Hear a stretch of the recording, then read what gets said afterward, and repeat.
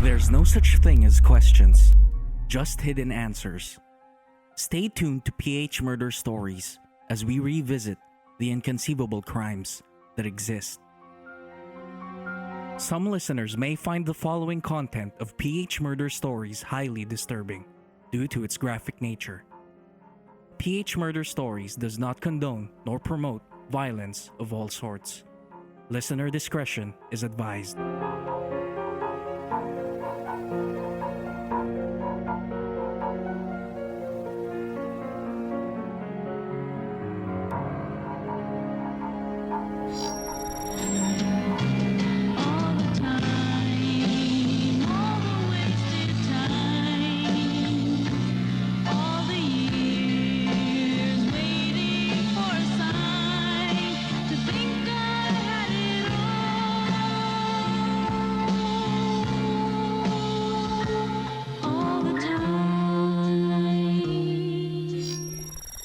Sabi niyo rin, how do you ever recall in your age now kung I ever hit your mother? Not anymore. It's been for years. It's always my mom who's attacking my dad. One thing that I also regret is, like I told you before, losing my wife because ang hirap, she had a problem and I was in the limelight. She would make stories, all of these things, and it would be difficult for me because media would be there and everything. So it was already a tough act for me to do. My personal problems, my marital problem. Were broadcast before and the then media, and Maria would have a forum or medium to tell all the stories. Then later she would change her story and everything. In 2001, a Filipino-American actress was found dead with her skull bashed on the third floor of a 24-story apartment building. According to initial reports, she committed suicide by jumping from her penthouse on the 23rd floor of the Platinum 2000 apartment building along Annapolis Street in Greenhills, San Juan. The victim's house helper, who found the lifeless body, had revealed vital information that could make us all think that her employer's death might not be suicide. Maria Teresa Carlson was a Filipino-American actress and beauty pageant contestant. On October 15, 1963, she was born in Manila, but her family moved to San Francisco, California, where she spent the early years of her life. Maria was 16 years old when she came back to the Philippines with her family. Her mother was from Nueva Ecija, while her father was from California. Maria decided to remain in the Philippines as she had always dreamt of becoming a beauty queen and representing her country someday. In 1979, she won Miss Young Philippines and represented the Miss Young International pageant in Tokyo. Her pageantry experience had led the country's entertainment industry to offer her spots in various shows immediately. They viewed her as witty, pretty, playful, and articulate. Maria was best known for her role in the weekly hour-long sitcom Chicks to Chicks. Producers cast her as a lovely, dumb damsel in distress. The show was quite successful. Male viewers found it funny, but women felt offended. She was one of the first Filipino-Americans who made something out of her broken Tagalog that has put many smiles on Filipinos. Si ikaw, si ako, and an Americanized accent became her catchphrase to popularity. Later on, movie producers came knocking on her door. Maria made 7 films, including comedies with Augusto Valdez Pangan, or famously known as Chiquito, and Tito, Vic, and Joey's famous trio. In 1982, at the young age of 19, Maria met Rodolfo Rudy Fariñas, who was 32 years old at the time. Rudy Fariñas was then the newly elected mayor of Juan City. He was a fast-rising political star who wanted to win Maria's heart. A Manila-based magazine called him a dashing bachelor and flamboyant playboy. Although Rudy Fariñas already had 2 children from a previous relationship with Janet Murph, namely Rica Camille and Ray Carlos. Rudy also had a relationship with bold actress Vivian Velez, the daughter of celebrity Lillian Velez, who was slain in the 1940s. While Rudy was studying in Ateneo Law School, he had a reputation for being a bad boy. According to a Rappler article, Rudy was cutting classes beyond the school's allowable number of absences. Despite his reputation, the school would find ways to keep him around, as he was always getting the highest grades in his class. Moreover, the distraction to Rudy came from his love interest at the time, Vivian Velez. He would bring her to class to please his colleagues and to distract his teachers. Unfortunately for Rudy, his relationship with Vivian might have haunted him, as there were rumors before that both of them had a sex scandal, particularly a Betamax tape showing their sensational affair in bed. Meanwhile, Maria's Chicks to Chicks co-star, Freddie Webb, introduced them to each other. Freddie recalls, quote, "It was by accident. We were going to play basketball in Lawag. I called up Maria and asked her if she wanted to watch. She wasn't doing anything, so she agreed." Unquote. Maria fell in love with Rudy and agreed to stay in Rudy's hometown, where she lived in his home. They eventually got married in Las Vegas and remarried in the Lawag Church. In the next several elections, Rudy utilized Maria's celebrity status as his campaign booster. He called her Whitey before the Ilocanos, as they were charmed by her beauty. Besides 2 marriages, both also had 6 children, 1 girl and 5 boys. Rhea Cristina, born 1984, Ryan Christopher, Rudy Caesar I, Rudy Caesar II, Rodolfo Jr., and Rodolfo III. In an interview with the Manila Times, Maria said that she fell for Rudy because of his name, position, and connections, but she insisted he was more than those things. Quote, "He had a great personality. He was down to earth. He is a good person, smart, intelligent. He was not corrupt like most politicians you see now. He was a perfect gentleman." Unquote. However, their marriage had looming problems that were finally unraveled in 1996. A handwritten letter was addressed to then-Senator Leticia Ramos Shahani. The senator was a known Fariñas supporter. In the letter, Maria narrated that she wanted to leave the marriage because her husband had been beating her up. She said she was beaten black and blue and subjected to water torture. She requested that she be taken away from her husband.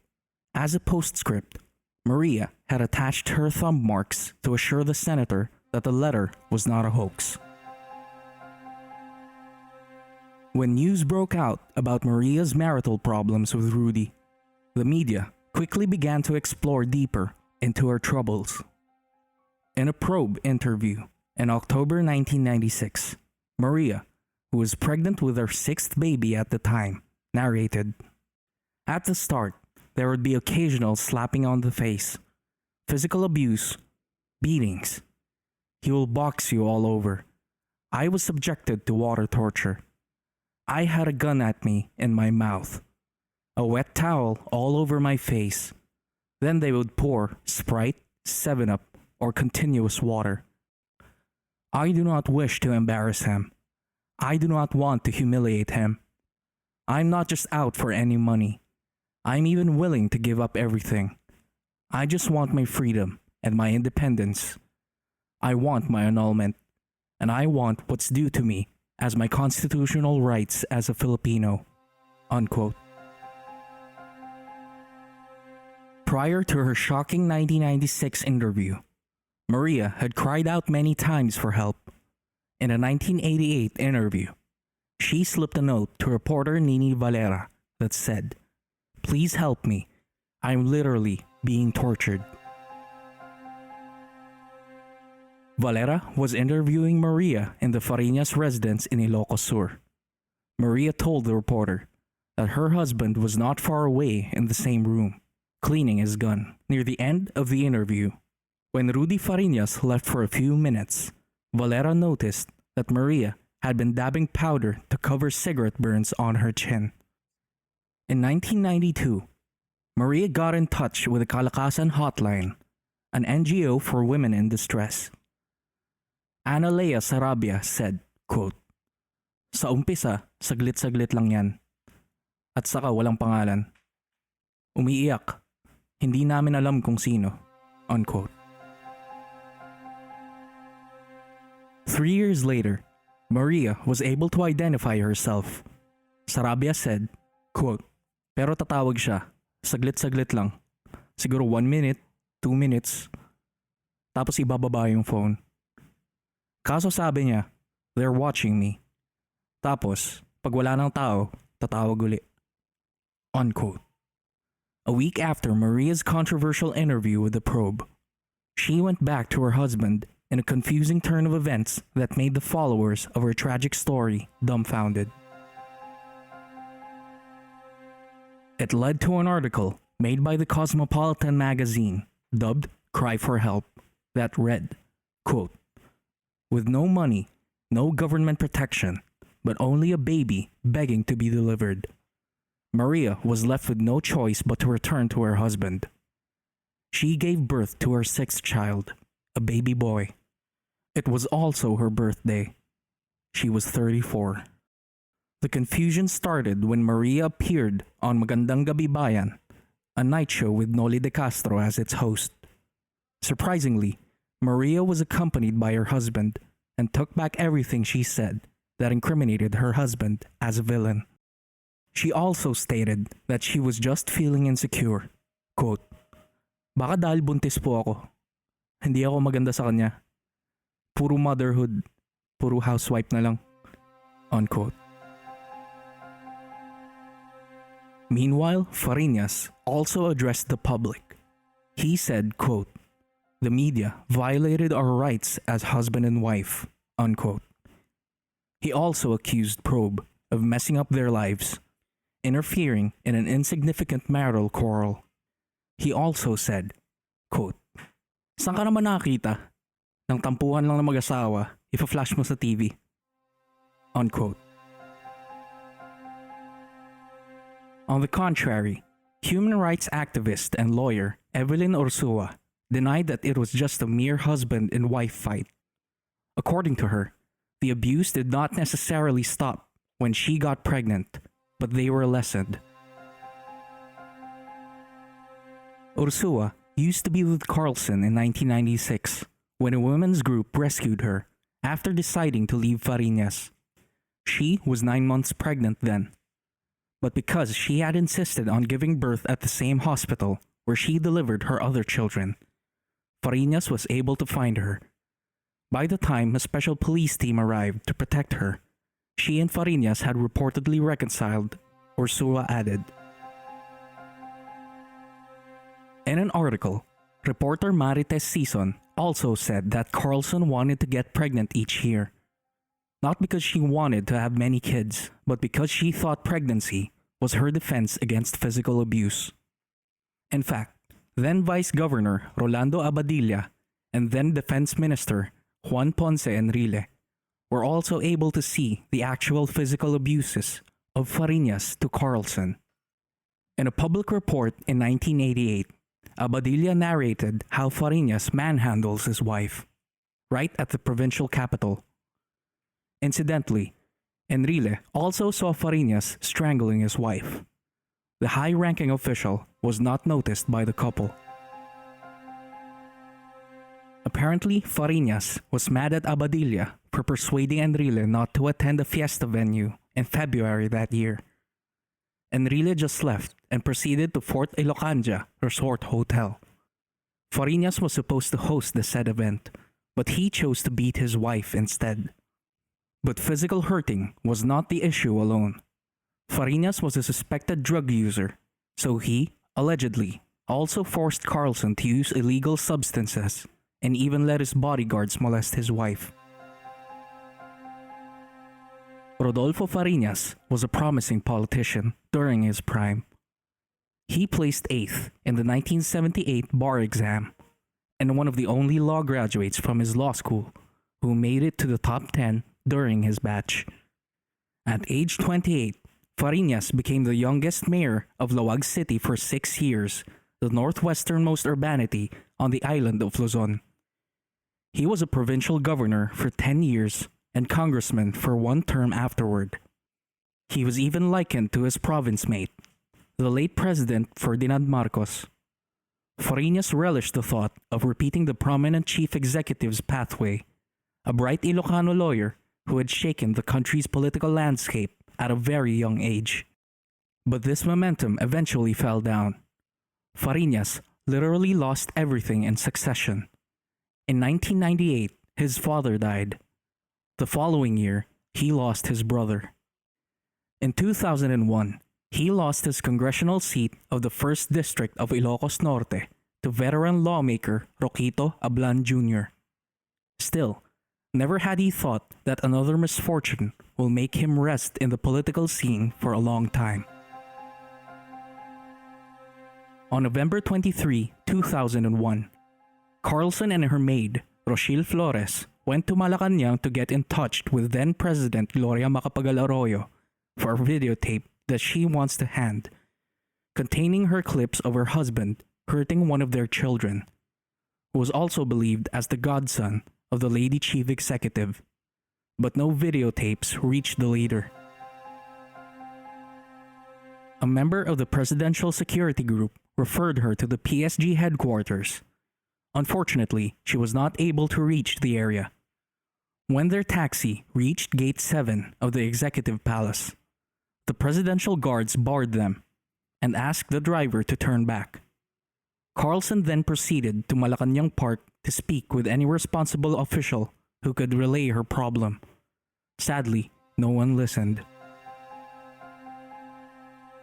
Upon reaching their home, the former sitcom star was restless, locking up the windows and doors because apparently someone was out to kill them. She then ran out of the room, and the maid took the elevator after calling the building security. Flores met a guard and took a lift to the rooftop. They both looked for Carlson, but failed to find her there. When they were on their way down, the companion guard received an order to check the 3rd floor after residents heard a loud thud from a fallen object. Maria Teresa plunged from her unit on the 23rd floor of Platinum 2000 apartment building in Greenhills, San Juan. When her maid and the security guard found her body, she was sprawled lifeless on the condominium's 3rd floor, and her skull was split in half at 2 o'clock in the morning.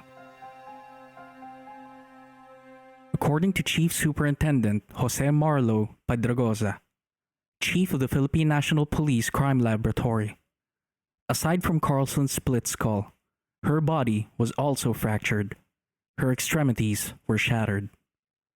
Dr. Maria Cristina Freira, PNP Medical Legal Officer, also found that Carlson's lungs, heart, liver, right kidney, spleen, tongue, and eyeballs were also lacerated, and she had bruises all over her body.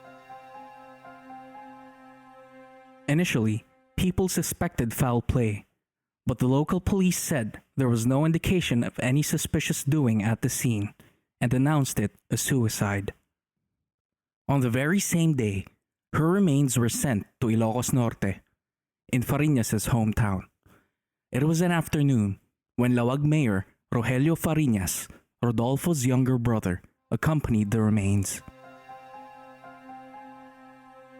Rodolfo was in Lawag when Carlson jumped from her apartment. In an interview a decade and a half after the incident, Fariñas said that a month before the alleged suicide, his wife left him with their children on a trip to China. That was the last time they saw her. In another interview, weeks after the tragedy, he said, "I loved being with her. We enjoyed the same kind of things.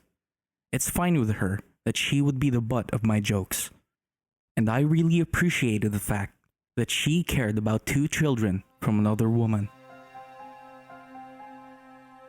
After Carlson's death, Task Force Maria was formed, consisting of 23 women and people's groups that condemned the Commission on Human Rights after Maria Teresa approached the agency for help.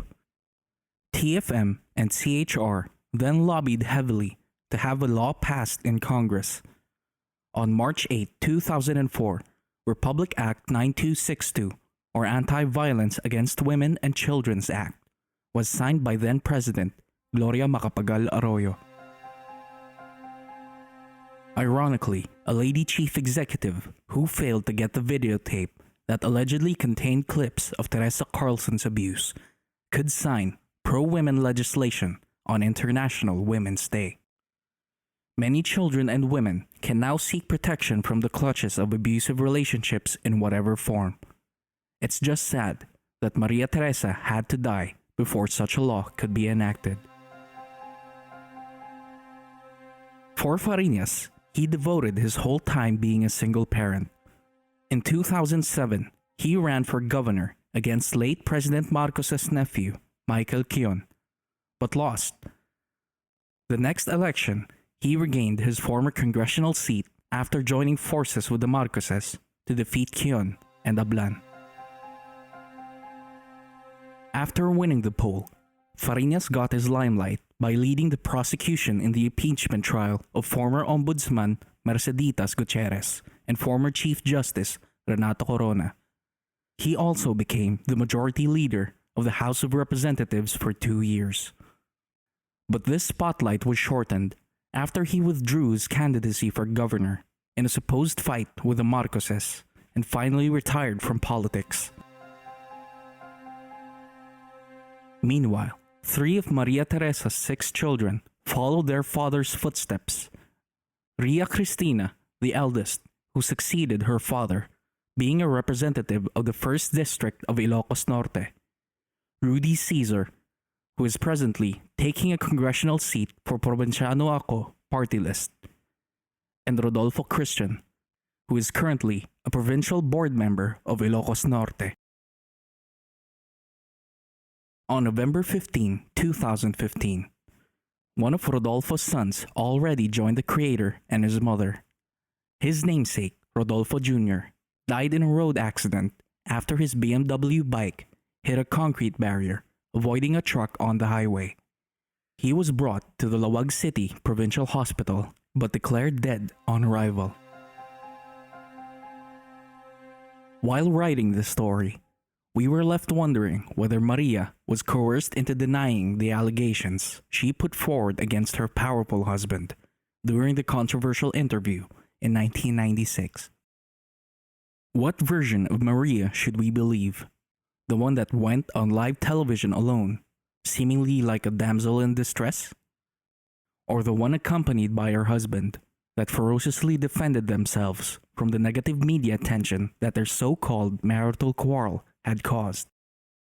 Assuming that Maria's alleged videotape of her husband beating up one of their children was seen by then-President Gloria Macapagal Arroyo, would Maria still be alive today? Unfortunately, we might never know the real reason behind Maria Teresa Carlson's tragic death. Was she pushed to her death? Or did she jump from the 23rd floor of her penthouse because there was no one that could help her anymore? We let you decide on that. Stay tuned in our upcoming episode as we revisit the story of a Spanish surfer residing in Siargao who was gunned down due to illegal drugs. However, Spanish news reports suggests that there was a deeper reason behind his death. For further updates, please follow us on Facebook, Instagram, and Twitter at phmurderstories, and subscribe to our YouTube channel, PH Murder Stories. If you have case suggestions, please go to our website at phmurderstories.com and fill out the request form at File Your Blotter.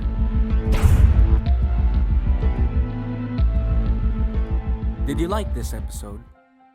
Give us a rating on Apple Podcasts, or if you're listening in other platforms, kindly send us a review on our Facebook page or send us a tweet. You can also share our podcast to your Instagram and Facebook stories through Spotify. Your support would significantly benefit PH Murder Stories to produce more quality content. We're also inviting you to join our Facebook group, PH Murder Stories, The Verdict, and participate in our bi-weekly discourse about true crime, both local and international. This group is a safe space for true crime and mystery fans like us who want to engage in thorough discussions about the subject. See you there, suspects. The verdict is in your hands. See you there.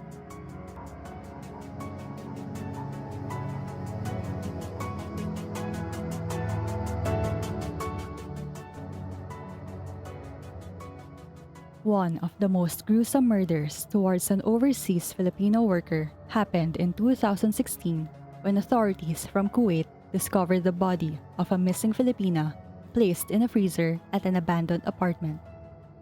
The gruesome discovery of her remains sent shockwaves across the OFW community. In 2007, a young mother fighting for custody of her two daughters suddenly disappeared.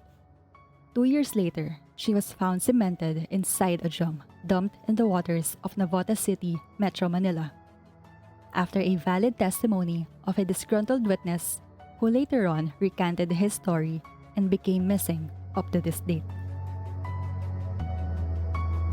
At midnight of July 18, 2002, a 32-year-old British businessman was found murdered at his apartment in Makati City, Metro Manila. For years, the case would go unsolved, while his mother battled to piece together the clues of his death. Want to hear the rest of these sensational true crime stories? Subscribe as a prime suspect at our Patreon page and get one bonus exclusive case every month for only $5. Patreon is a way to join your favorite creators community and pay them for making the stuff you love. You can now pay a few bucks per month or per post that the creator makes. For more updates, please visit our website at phmurderstories.com, subscribe to our YouTube channel, PH Murder Stories, and follow our social media accounts on Facebook, Instagram, TikTok, and Twitter at PH Murder Stories.